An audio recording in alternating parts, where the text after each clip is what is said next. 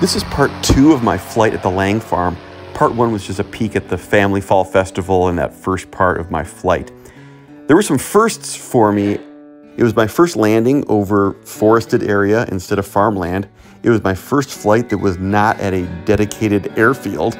And the first one was spectators, for what that's worth. I know they say the biggest danger in this sport is water and people watching you. But the main thing on my flight was the tight LZ, and by no means do I think this was too tight an LZ in general, but you got to realize for me, there were a lot of unfamiliar data points to process, including one additional factor that influenced the outcome even more, and I'll cover that in a little bit. But all of those things were also the reasons that I wanted to fly here, because the scenery was so great. There's hills and there's trees and there's horse pastures. Like, no offense to my Illinois farmland, and it's been great exploring that, but this was something that I was really looking forward to. And there's more of that scenery in the part 1 video, so let's get to the landing here. So here's an overall look at the approach from overhead, and the wind was coming straight from the south, so I knew I'd be able to land in the same direction as the launch. So I've never done an approach over total tree coverage, so I did have a hard time gauging how high I was over the trees, and also then what my altitude was above ground level. So I started with a test flyby because I was sort of playing it conservative over the trees. I wanted to see how much I could avoid them while still having enough of a descent to land in the airfield. I didn't want to get too close to them if I didn't have to. So I figured I'd make that flyby and I'd land if it had been perfect, but I wasn't expecting it to be. And so you can see in the footage that I was nowhere near low enough, so I aborted that run and I went back around to make another approach.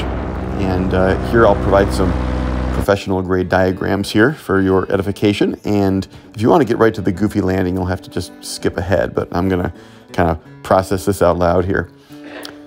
The main thing that I wanted to do was descend as quickly as possible. Other factors for this landing included the barns, of course, and then there was the lake over to the east, and then there were power lines to the barn and the house that were also to the east. Those are the orange lines here, and so I didn't have any room to play over there. Over on the left of this shot, there's a drop-off on the left with a slope, and it had tall grass. It wasn't good for landing, but it was clear enough where I could work in a turn to bleed off some altitude.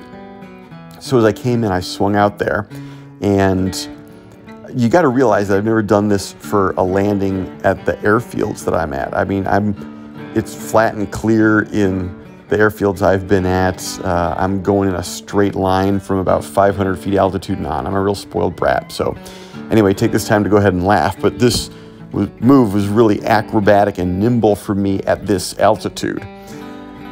And at this point, I turned back into the wind for the landing, and I realized the factor that I hadn't accounted for, and that was the downslope at this LZ. It hadn't been a factor at launch, because if anything, it helped at that point because it was downhill, got me off the ground, and really I was airborne before even really noticing it. And it was naive of me, but I didn't think about it much for the landing. I didn't think that I'd need that much area.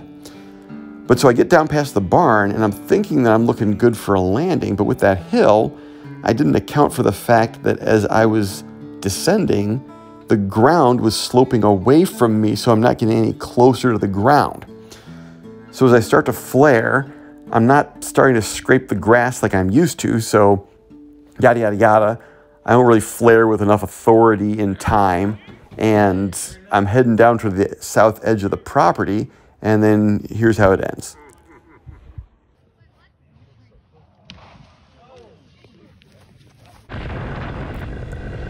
And here it is from another angle.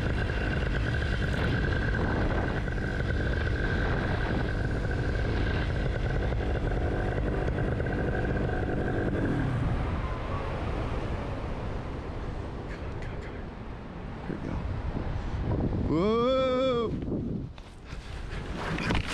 Oh!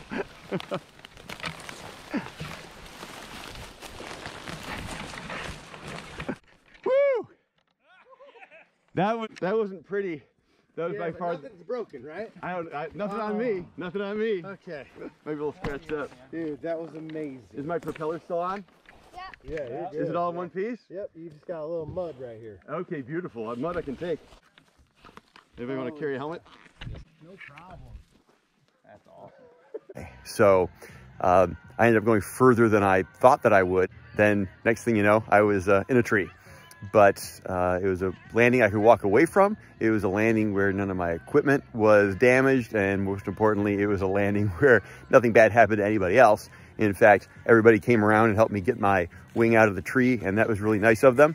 And so I'm gonna call this one a win, but definitely one that had a bunch of things that I learned and a bunch of things that I wanna remember for next time, because I am gonna be driving my paramotor out to the Lang farm every single time I come here, just in case I can fly. Cooper. Professor King. Climb that tree. Is that done for dramatic effect or? Yeah, what did you think? Cool. Pretty cool.